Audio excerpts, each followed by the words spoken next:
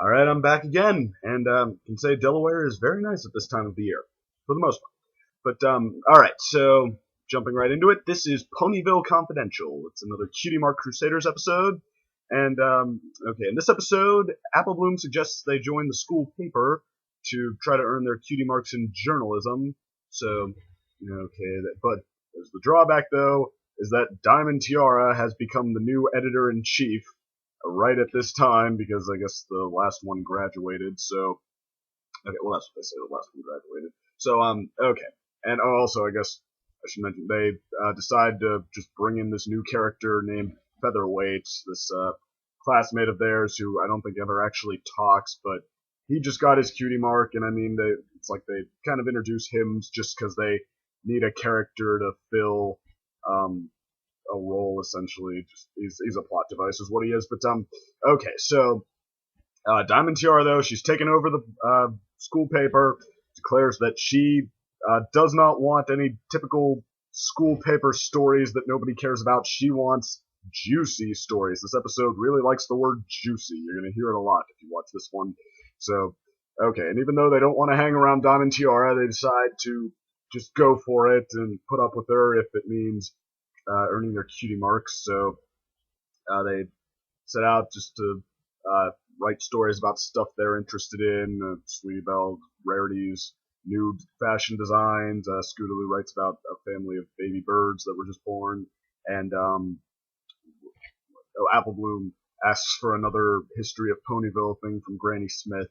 But and they all have to suffer a little embarrassment to get these stories out, which will come back later.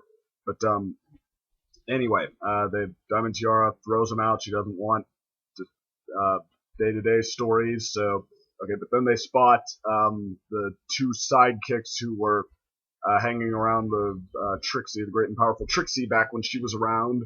And I mean, I don't know why they keep coming back, but I mean, I guess they just want some comic relief, a couple of doofus boy characters. But okay, so let's see. But yeah, they were somehow they've gotten a wad of chewing gum stuck to both of them. It's sticking them together. I mean, I don't know what a story behind that might have been entertaining. But anyway, they call over Featherweight, who's the photographer, and they get him to take their picture, and they just write a story making fun of them. And it actually sells big. Everybody has a good time laughing it up at their expense, and they're just happy to be in the paper. They are too dense to be embarrassed. But okay, so yeah, then Diamond Tiara though, she said, okay, now we've got first-rate gossip on our hands. This is what's selling big. I want you three to keep doing that. And yeah, so they do. They get a story about the babies from we've seen a couple of times, the cake family babies, pound and pumpkin cake. And yeah, they throw a tantrum in a store, make a story out of that. And I mean, at first this just seems like I don't know, a typical taking advantage of other people, other ponies story. But then actually once you start to see what they're getting at here, it becomes pretty fun. This what is it? Yeah, Rarity finds a copy of the paper. She starts showing it to the friends, and yeah, they realize that the whole town is starting to take interest in this. And I mean, like the real newspaper stands start asking for copies of the school paper. So then they start just going after everyone, public figures, and stuff like the mayor in a mane dyeing scandal. She's not a natural gray. Princess Celestia, just like us, because she eats cake. And I mean, it's that was okay. Yeah, gossip news at its finest, by which I mean terrible. And but more on that later. So okay, and they realize, okay, Twilight's the only one though who doesn't really like it. She thinks that they're hurting everyone's feelings a little bit. So they actually, even though they don't hear anyone say that, they just start to backpedal on their own. Like, okay, maybe this is a little mean. They try to do a nice story on Spike, asking him for his worldly experience, whatever he has there. And of course, Diamond Tiara throws it out. So they're pressed to keep going, and then they actually go after the main characters. They get stories on them, and they also resort to making stuff up, just anything that works as gossip, like Twilight. Apparently Spike said about her that she is a snob. She thinks Ponyville is just a bunch of dirt roads and country hicks or whatever, and Spike didn't actually say that, but they're taking advantage of him there. Rainbow Dash, who almost got roped in by Rarity to trying a hoofacure, because of all of these puns I can. But anyway, she almost got roped into that, and they got a photograph of her almost trying it. So yeah, is she a softie? Fluttershy has tail extensions. The cakes are splitting up, and they run into the room when they hear that, like, we are? And that's, okay, so just, yeah, lots of stuff like that. And I mean, everybody then just is sincerely hurt by that. They all distance themselves, except Pinkie Pie. She is accused of being an out-of-control party animal, and she just breaks down, like, it's true, I do have a problem. And then we just never see her again. So I don't know, so maybe they had a point with that one. But anyway, so Rarity, though, who has been, like, I mean, everybody's been kind of behind this and saying that, okay, yeah, it's great to get your name in the paper, everybody likes that, but then when it starts happening to them, it hurts them, they don't like it. So, but then Rarity, who's the loudest voice of all, saying, no, it's great, they print a story on her that she's a drama queen, which really isn't a big reveal, but they did steal her diary to write the story, so yeah, she quickly puts it together that Sweetie Belle was the one who stole the diary, and she sets her straight. Like, it's an invasion of Pony's privacy. Like when I snooped through your bag and stole your paper to read. You didn't like that, did you? I mean, that's. I'll tell you what I think of that later. But okay, so anyway, Diamond Tiara's gone mad with power, and she photographed their embarrassing moments from earlier in the episode when they were trying to get these stories, and she won't let them quit. She blackmails them, and they try to go get more stories on everyone, because I mean they don't want to be humiliated themselves, or at least find some kind of compromise, and they're all rejected in very unique ways. Rainbow Dash summons a rain cloud to storm on them. Twilight sets up a force field around her house. Fluttershy is flooding her house with tears over the tail extension. Like there's a puddle leading out the door, and Angel Bunny has to answer the door and slam it in their face for her. So, and then Applejack and Big Mac. Applejack was caught sleeping on the job. Big Mac has the doll from Lesson 0 still. They caught him playing with that. They go to talk to them, and to get rid of them, they switch personalities. Applejack, you're not even going to talk to us? Nope. You're mad at us? Yep. And then Big Mac steps up and chews them out with this extended monologue.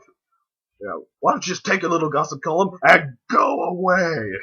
Big Mac angry. He's intimidating. But okay. So anyway, cut to the chase. They decide to sneak an apology letter under Diamond Tiara's radar, which they managed to do by turning it in at the last minute and saying it's another Gabby Gums column. That's their pseudonym. But and it is, but it's an open letter apologizing and saying she's gonna knock it off. That all three of them are gonna knock it off, just admitting everything. And that mends the fences. And just as Diamond Tiara is about to take her revenge, publishing the embarrassing stories, the teacher intervenes. So I guess I don't know if she read their apology letter or what, but she intervenes at this point, says that okay, she probably gave too much power to a new editor. So Featherweight, because final role as a plot device, he gets to be the new editor-in-chief, and Diamond Tiara is the ink girl now, because I mean we get to see how paper. I don't know if this is how papers used to be made or something like that or what, but yeah, we've seen throughout the episode. There's like a literal press like on a roll and lots of ink splashed with it. I need to look up how old newspapers were made to see if that's based on anything whatsoever. But anyway, yeah, it's a big mess. Diamond Tiara has to do that now, and she slips, falls in it, covered in ink, and balance is restored. So, okay, and this was a much better episode to come back to than The Secret of My Excess, the last one, because, I mean, this is just a lot of fun, and I mean, like I said before, they're going after gossip news, that becomes clear, and they have a great time moralizing it, they point that out, and making fun of it. It's like, just the silliest stuff. Is the magical unicorn princess just like us because she eats cake. I mean, that is like perfect slam on the TMZ type stuff. I mean, that's hilarious. I mean, well done there. And I mean, also the way they moralize it, how the friends were hurt and everything like that. They care about the moral. They string it together in a way that makes sense. They weave it together very well, actually. But they don't bog it down. They actually opt to keep the sort of lighthearted, humorous tone, and they do it. They show how all the friends are mad, but they find kind of funny ways for them to be mad. Twilight has covered her house in a force field bubble. The best one is Applejack and Big Mac swapping personalities. That was perfect. But yeah, Fluttershy, because of tail extensions, she's embarrassed, so embarrassed she's crying a flood of tears. So I mean, just all of that stuff. It's a lot of fun there, and I mean, and even the gags that really aren't satire or don't have anything to do with the moral, like what was the one? The big one, I guess, was when they're all at the spa and Rainbow Dash comes running in. She startles Spike, who has the cucumber slices on his eyes. He sits up, launches them onto Rainbow's face, and she starts eating them while she's reading through the paper. And then Spike, as he's telling her to keep it down, like she startled him, he takes them back, and he has to actually reach down her throat to pull out the other one. He does it like he doesn't even care. It's just like it's nothing. And I mean, that's one that goes by with just like, they realize that you weren't expecting that, and they just like don't even comment on it. So I mean, it's it's even harder. Like, funny gag there. But okay, so let me see. I guess I'm gonna go through. There were a few highlights there. Also, Rarity's game of keep away when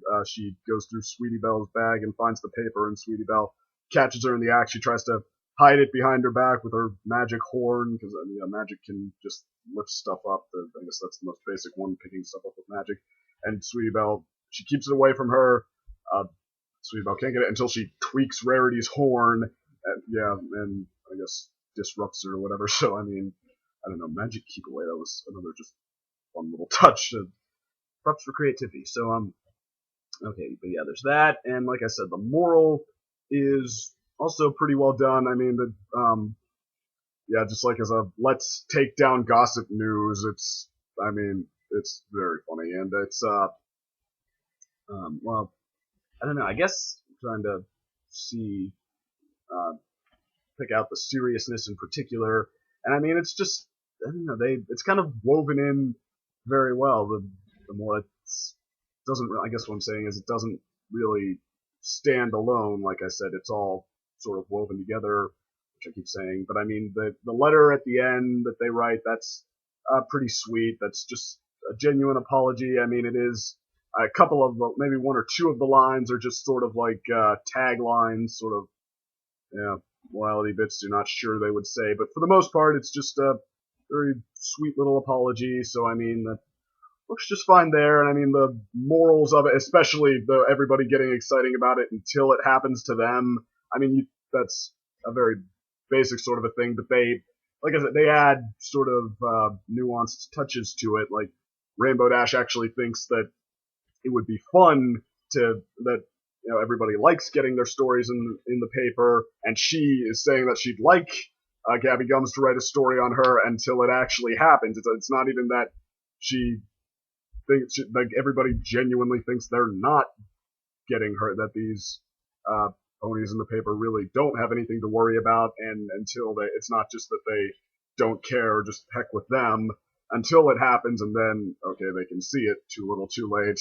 And Rainbow Dash too, she grabs every paper she can find to stop the word from getting out, but it just doesn't happen. So I mean, yeah, that was a lot of fun. That was funny. And Rarity though is the only one who starts trying to say, well, maybe they deserve it. And okay, actually, I think that Rarity was probably the best touch of all in this episode, just the best example of how it works, because I mean, she's just like a harmless but a shameless hypocrite going on getting so into this, the snooping through Sweetie Belle's bag and the reading the story. She's having a grand old time just being such a shameless so-and-so, but okay, but when it comes time for her to moralize Sweetie Belle, what she says, it makes sense, and she actually makes a couple good points. Like when she says they're doing this because they just want their cutie marks so bad, she points out, okay, do you really want to say that your destiny is hurting everyone's feelings and just